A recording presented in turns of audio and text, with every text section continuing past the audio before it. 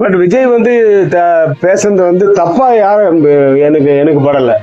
ஏன்னா அவர் வந்து நிஜமாவே நேரில் பார்க்கும்போது குட் மார்னிங் அங்கிள், வணக்கம் அங்கிள், எப்படி இருக்கீங்க அங்கிள்னா சொல்லுவாரு.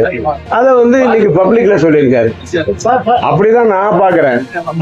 அதுக்கு வேற மீனிங் எடுத்துக்கிட்டு வேற மாதிரி ஒரு குரூப் வந்து பேசிட்டு இருக்காங்க. அது வந்து அவங்களுக்கெல்லாம் நான் சொல்றேன், அதை விடுங்க. மற்றபடி நாட்டுக்கு என்ன நல்லதோ அதை எப்படி பண்ணணுமோ அதை பண்ணா ஓகே, அது யாரா இருந்தாலும் சரி இல்லையா. எனக்கு வந்து அவர் வந்து நானே வந்து அதே ரெட் ஜெயண்ட்டுக்கு வந்து 2 படம் பண்ணியிருக்கேன். ஆதவன் பண்ணியிருக்கேன், இது மன்மதனம் பண்ணியிருக்கேன். அந்த டயத்துலலாம் வந்து ஸ்டாலின் சார் வந்து அப்போ டெபுட்டி சிஎம்மாக இருந்தார். அவர் வந்து படம் பார்ப்பாரு. நான் நிறைய தடவை மீட் பண்ணியிருக்கேன். அவங்க வீட்டுக்கு நிறைய தடவை போயிருக்கேன். நானே வணக்கம் அங்கிள் தான் சொல்லுவேன், ஆண்டி எப்படி இருக்கீங்கன்னு தான் சொல்லுவாங்க அவங்கள. அது வந்து தப்பான வார்த்தையே கிடையாது. அது வந்து தப்பான வார்த்தை கிடையாது. அவரு வந்து கொஞ்சம் கமர்ஷியலைஸ் பண்ணி அது பேசுறதுக்கு, ஏன்னா அவங்களோட ஆடியன்ஸ் இருக்காங்க அங்க ஃபுல்லா, ஜனங்க பூரா அவருடைய ஆடியன்ஸ், அவருடைய கூட்டம். அந்த கூட்டத்தை ஜாலி பண்றதுக்காக அப்படி பேசியிருக்கலாம்.